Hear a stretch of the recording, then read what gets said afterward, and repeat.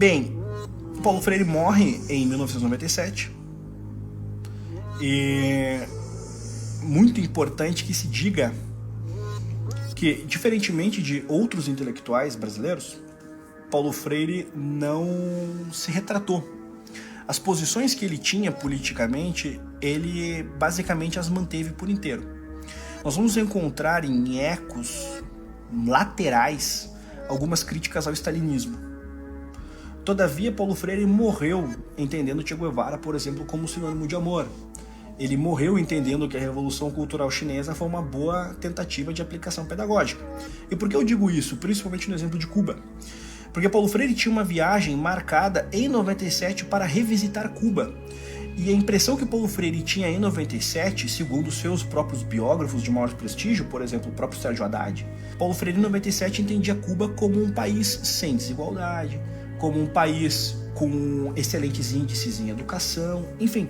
É claro que as experiências feitas pelos países comunistas simultaneamente desmentiam o discurso. O que eu não entendo é que, passado tanto tempo, esse discurso e essa personagem continue a mobilizar, a inspirar e se tenha transformado em um mito dentro da educação brasileira, um ser quase, uma divindade quase intocável. Não? Escrever contra Paulo Freire suscita iras cósmicas.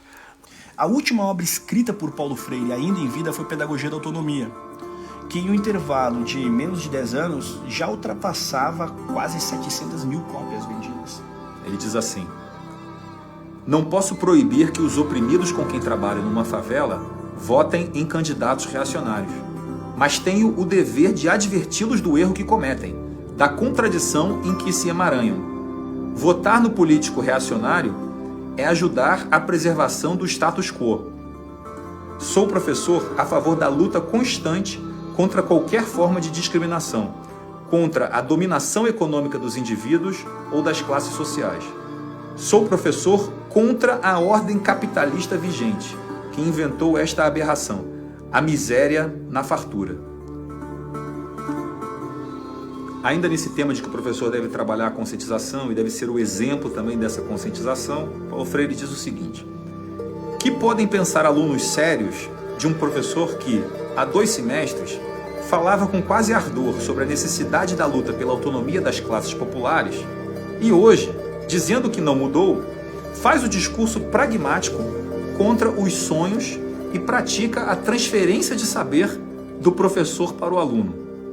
Vamos analisar. Primeiro ele fala assim: o que os alunos podem pensar de um professor que falava com ardor sobre a necessidade da luta pela autonomia das classes populares? Aí vamos parar aqui. O que o professor está fazendo em sala de aula falando sobre a necessidade de luta das classes populares? Esse é o primeiro ponto, né? E o segundo ponto é o seguinte: é esse professor dizendo que nada mudou, agora faz o discurso pragmático contra os sonhos e pratica a transferência de saber. Quer dizer, e agora está ensinando. olha assim, a inversão completa. Quer dizer, ele está criticando o professor que resolveu parar de falar de política e ensinar. Se você for ler o Paulo Freire com atenção, né, esses pontos dele, né, de conscientização contra a ordem capitalista, de promoção de consciência revolucionária e tal, esses pontos são tão explícitos, são tão abertos, que você fica pensando assim, por que isso foi dito dessa maneira tão aberta? Né? E eu não tenho certeza sobre isso, mas tem algumas hipóteses. E uma delas é que, até recentemente no Brasil, você praticamente só tinha um consenso de esquerda, né, no meio político e cultural.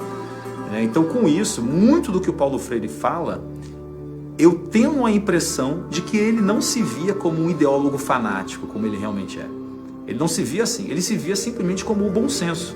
Existe a esquerda, que é o bom senso, e existe o resto, que é a malvadez neoliberal, como ele chama, né? Que são os capitalistas, que são os exploradores. O capitalismo mata as pessoas, o capitalismo é a exploração, o capitalismo, né, provoca, vamos dizer, a miséria na fartura, como ele diz.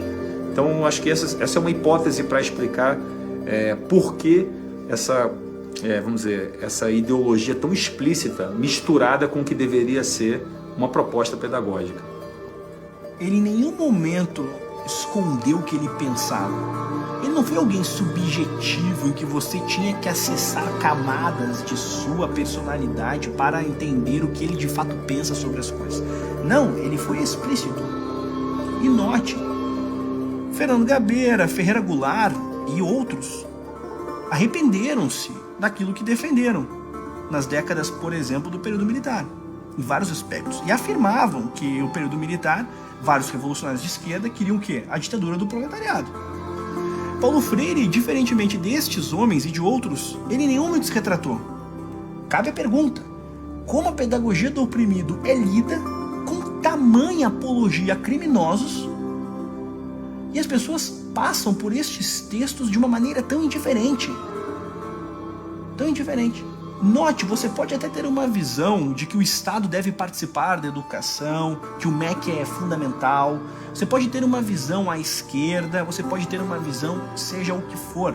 Agora, você passa impune a um homem que justificava a revolução, que chamava Che Guevara de sinônimo de amor, que justificou a Revolução Cultural Chinesa. Você passa impune por isso? Impune?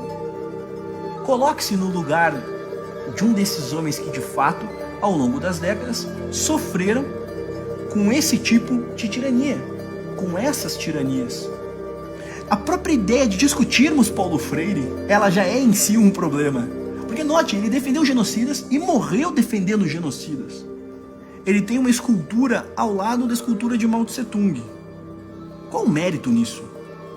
Você tem uma escultura ao lado de Mao Tse Tung, e esta escultura é celebrada por muitos freirianos. Eu teria vergonha do meu maior intelectual, do meu símbolo pedagógico, ter uma escultura ao lado de Mao Tse Tung, o maior genocida da história da humanidade. O maior genocida da história da humanidade. Isso é bom de ser dito sempre. E é celebrado como se fosse o maior gênio da pedagogia que o Brasil foi capaz de produzir e ainda é capaz de produzir. Porque ele é tratado de modo quase insuperável. Ouse questioná-lo. Que intelectual é este que você não pode questionar? Que trabalho intelectual é este que você não pode questionar? Paulo Freire questionava Beethoven, questionava Platão, mas o seu pensamento não pode ser questionado. Se fôssemos um país saudável, reitero isso, Paulo Freire não seria debatido. Debateríamos o quê? Entendimentos sobre sistemas pedagógicos, sobre o papel do Estado na educação, enfim, debates elevados sobre temas elevados. Ele é debatido porque somos um país socialmente doente.